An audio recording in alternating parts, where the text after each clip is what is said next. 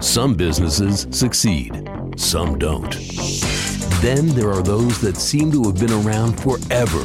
The true entrepreneurial success story. How did they do it? What was their vision? What makes a success? In this special episode for Eye on Annapolis, we speak with the true success stories, those business owners that have been around for decades, learn from their successes and failures. Now, here's host John Fernay. Well, we're here at the Brick Companies, which for people probably may not know the name of them, but they probably recognize the building if they travel in Edgewater at all, down on Route 2. And I hate to say it, but in front of the Kmart shopping center, there's this 4-story brick building. The way I became familiar with the Brick Companies was that the building was one of the very first really green buildings in perhaps Maryland, but certainly Anne Arundel County, with a green roof, very environmentally sound. And we're here today with Lex Birney, who is the president and CEO of the Brick Companies, which has a fascinating history, and it is a company that many probably don't know by name, but realize is involved in many, many different facets of businesses around here, such as the golf club at South River, Queenstown Harbor Golf Course, and Atlantic Marinas, which dote the Magothy and Patapsco rivers. How are you, Lex? Hey, terrific. Thank you, John. A pleasure to be here. Where did the Brick Companies start? Let's get a little bit of a history of where this started. Now, I didn't realize that the company is as old as it was. You're not nearly as old as the company. But what is the history of this?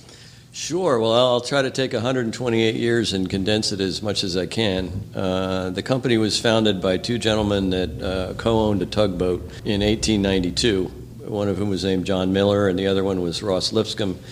John Miller named his tugboat the John Miller. He didn't even name it after his wife, so I guess that's the way things were done in those days. But they moved clay material up the Potomac River to be fired into bricks, and a lot of southeast Washington, D.C. bricks were made from that material. Eventually, around the turn of the century, they purchased land along the Potomac River. For those of you who are familiar with Virginia, essentially between Roslyn and National Airport, and successfully mined that and baked it into bricks in what are called beehive kilns for the first roughly 40 years of the 20th century, until the brick company burned in 1939. The land then sat there for really 3 decades. And so the next phase of the company, Bob Smith at the Charles E. Smith Companies, that did a lot of development in Northern Virginia and in Washington, D.C. actually as well, came to my dad, who was a lawyer and was just kind of overseeing what was the remainder of the exhausted land where the clay had been excavated. And he wanted to build an apartment building and call it Crystal House. He said, I have the money and I have the expertise, but I don't have the land. And I see that the brick company has the land where I'd like to build this. So that started a long relationship between the Smith family and our family, and most of Crystal City, which many of you may know of, was built on Washington brick land. Subsequent to the S&L crisis in the 80s, really all of those assets were contributed into 2 public companies. One is called Vornado Realty, which is based out of New York, real estate investment trust. All the commercial and retail properties went into that. And then the multifamily, the apartments, went into a publicly traded company that Smith founded called Smith Residential, which eventually merged with Archstone Communities to become known as Archstone Smith. So as I began to get involved with the company, I was confronted with what are call ownership of a fairly large amount of publicly traded shares of these 2 companies. And then we made the strategic decision that we weren't going to just be a passive investor, as you will. And so under my watch over the course of the last 25 years, we've divested of those shares of ownership and then recycled that capital into real estate that we own and operate ourselves based on different strategies that we've evolved over the time. So what we ended up with was about 1 million square feet of office in Northern Virginia, Washington, D.C., and Maryland. Along the way, we built 2 golf courses. We acquired 2 marinas. And then more recently, really in the last 3 or 4 years, we've begun to focus on what we think is going to be relevant in the 21st century, the way people work and play and shop. We have a shopping center as well down in Lusby, Maryland, and a hotel in Gaithersburg. So the effort now is to reposition our assets consistent with what we believe will be relevant in the 21st century. And so by that I mean, if you look at the office sector, traditionally, office space has been leased for, say, 5, 7, or 10 years. But with the rapid pace of change in our economy and our society, it's very difficult for people, business owners, to predict what their needs might be 5 years from now. So why would you want to sign up for a fixed cost rent for something that you don't know what it's going to look like down the road? So we've created a company called Launch Workplaces, which rents offices by the day, by the week, by the month, by the year. And so we're with amenities around it, so that the notion of a big empty lobby and you go up 3 floors on an elevator and then you get off and you go into your cubicle and then you go down and you get in your car and you go home. We don't think that's going to be the way that people want to work. We want to create a sense of community, a sense of place, opportunities to recreate around where you work, and as I said, to activate a building so that you can benefit from other tenants and what they do in the building, the types of businesses that they run. So, for example, if you're running a company, you need insurance. Well, and there's an insurance company in the building. We host parties and get-togethers and learning meetings in our buildings to kind of share all those types of things. So we're repositioning all of our assets, whether it's for fun, which is the golf side and the marina side, or how people work or how people shop, to be consistent with the shared economy and the way we think people will want to connect with each other in the coming years. I think it's fascinating that you really sort of positioned yourself to get sort of all sectors of someone's life. Okay, you've got your entertainment and your recreation with the golf courses and the marinas. You've got apartments for their living. You've got shopping for their leisure shopping and the offices. So, I mean, you've pretty much captured full circle everyone's life. Now, are you pretty diversified? I mean, as far as your business split between, we'll say corporate offices and, the fun stuff and everything else? So you're pretty well insulated, I would think, about different fluctuations in the market and everything else as well. Well, that's the idea. I mean, when we look at how we rent space, whether it's in the water or whether it's, on a golf course or whether it's in a building, the periods and the turnovers of those different types of revenue streams we try to offset. And so when one's not doing as well as the other, or we have a bad weather season as we did last year at the golf courses, that some of that will be picked up in some of the other sectors, and so we can, at the end of the day, have kind of a consistent business model. One's up, one's down, so forth and so on. So well, I think it's sort of amusing how the people have changed the way they do their lives, and you really sort of tapped into that with the way you're producing your products and the marinas. And yes, we can take you over and we can golf at Queenstown and this interaction. I'll say that's the sort of the Google atmosphere. I was reading an article where some Manhattan buildings, which would be typical cubicle farms, like you had said, that they've now taken out entire floors and made them into brew pubs and foosball rooms and napping pod sections, and what you would typically find in a Google type atmosphere out on the West Coast is now coming pretty much all across the country, and it's a shared amenity among the 4 or 5 companies that may be on the floors above or below that, which is just absolutely fascinating in how we've changed. I was speaking to a guy that owns a company out in Northern Virginia, and he said that had a great candidate that applied for some position, and he turned him down because they didn't have a Frappuccino machine. And I'm like, well, is this what it's come to? I mean, and it was a tech company, so I'm like, okay, so you're turning down probably mid to upper 6 figures because of Frappuccino. I mean, can you? Yeah, some of this goes a little over the top. We don't put kegs of beer in our shared office environments. Right.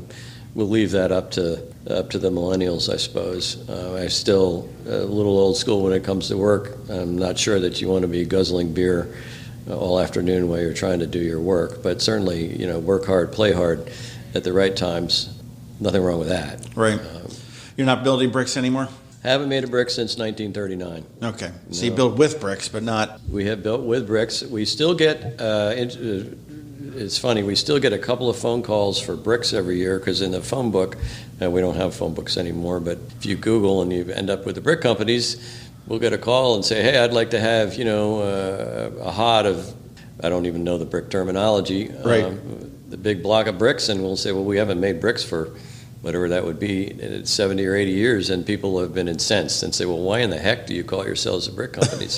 And I thought, well, it's catchy. People will remember it. You need to buy a brick manufacturer or something like that. Maybe it'll go full circle, Sometimes things do. That is true. Well, how do we get from, Northern Virginia to Edgewater? The simple reason, and the reason that I think many companies are located is where they are, is that's where the CEO lives. So I've lived in Annapolis since 1979, right after I got out of college, and I commuted to D.C. Our offices were there for many years. Commuted to D.C. for 12 years, and then when I took over the reins, I was like, I'm really tired of commuting to D.C. It's a tough... you're the first one in and the last one out, and it was really tough. And many of our businesses, as we made that evolution from the Crystal City-based partnerships to businesses that we own and operate ourselves, were more on the Maryland side. And we had the opportunity to purchase this land and build this building. So I thought, hey, this is a 5 or 10 minute commute for me. We'll just relocate. We relocated a couple of our key people here, and quite simply, it was because it's close to where I live, and it's a terrific area. There's a great quality of life in Annapolis. You have access to all the things that you would have if you were in D.C. or Baltimore, but a little more laid-back lifestyle that people enjoy, and nice place for people to raise their families. And the commute doesn't suck. Not for me, no. And for the folks that lived in Northern Virginia who were commuting into D.C. then, they all live within 10 or 15 miles of where we are today. Right. What I love about learning about your history and what all you're involved in is that it's all local. I know when we talked about the golf club, you had said that the reason that you were selected to develop the golf club at South River was because you were local and you knew the community, and the community knew you, which I think is probably equally as important. It sort of goes both ways there, and I think that it really speaks for the type of company that you are investing locally. You are investing in our charities and our causes and whatnot here. Certainly a concern of the environment that goes deep into your roots into the Chesapeake Bay and sailing. To build I don't know how many square feet this office building is, but with a green roof before that was even a thing. Mm-hmm. It was just sort of some pie in the sky. Okay, here's some nutty guy putting grass on the roof of a building, and now it's a key component of a lead building. And I think that really sort of speaks very well for the brick companies. Well, I appreciate it. One of the fun things about what I get to do, or many fun things about it, and there's some unfun things too, of course, but has been the opportunity to create our foundation, the Brick Companies Foundation. And over the last 10 years, we've been able to grant well over $1 million of grants to organizations that in support of the communities in which we do business and in support of the environment, which are really the two primary focuses of the foundation itself. And we've been able to build our endowment to over $1 million. So that ensures that, at a 5% return, that we can sort of in perpetuity, at the very least, grant $50,000 a year into the causes that are consistent with the foundation's mission. And that, to me, is really the most gratifying and meaningful thing that the company's been able to do. And we're very fortunate to be able to have a foundation and contribute back into the community quite literally, as well as volunteer hours and those sorts of things. Well, I think as a community, I think we're very fortunate to have businesses such as the brick companies that are able and willing and very enthusiastically willing to do that. I know actually I just saw your name on one of the rain barrel slats at Annapolis Green. Right. Is one of their... They're a great organization. Top 100 or top 1,000 or whatever it was that they did right when you walk in their front door. It was right there front and center of the brick companies. What are you looking at to do as far as growth? I mean, obviously you're just sort of shifting and massaging where you are now, but do you have any thoughts for moving forward into the 2021 and beyond? Well, this effort that we're engaged in now, sort of realigning our assets, is taking up most of our time. And so we have to strike that balance between what it's going to cost to do that, continue to make payroll every other Friday. So I think for the next couple of years, refining that, but certainly building out the resort is a big piece of what we're doing. We have 2 buildings that we are looking at repurposing or realigning. At this point, in terms of any further acquisitions or things like that, I think it would just be opportunistic for the next couple of years. And then once we get things tightened up and realigned with sort of our 21st century strategy, then we might be taking a look at growing the marina business or perhaps some multi-use type buildings in the Baltimore area. Well, it sounds like you've got your plate full for sure. Are you able to get out sailing as often as you'd like? Or I guess that's a stupid question because nobody's ever able to get out sailing as often as they would like. Well, I'm pretty lucky. There's some great, any organization is only as good as its people, and we're blessed to have some terrific people here. So it's gotten to the point now where I feel somewhat unnecessary, which has been my objective, really, is to reach a point where I don't even need to, where the organization is self-sustaining without me. So I have been able to get out a bit. I'm hoping to sail up to Nova Scotia to Brad Orr this summer, which is kind of one of the that's exciting. One of the objectives of any yachtsman, and so that would be a great adventure. And so that's the next one on my bucket list. Well, good luck with that. Thank you. Lex Birney from the Brick Companies over here in Edgewater, just off of Route 2 on Braverton Road, I think is the address. Braverton Street, yep. And it's doing great things for our community. Check out the Brick Companies. You can find out more information at thebrickcompanies.com. Yep, yeah. And certainly look at the sister companies or the subsidiaries. You've got golfclubsr.com, which is the golf club at South River, as well as Atlantic Marinas MD.com. Atlantic Marinas with 3 locations right on the Magothy. And launchworkplaces.com as well for the real estate side. So, fantastic. Thank you very much for your time. That's been a pleasure. Thank you, John, very much. Thanks for listening to this special podcast for Ion Annapolis. Please be sure to visit ionannapolis.net for all your local news, events, and opinions.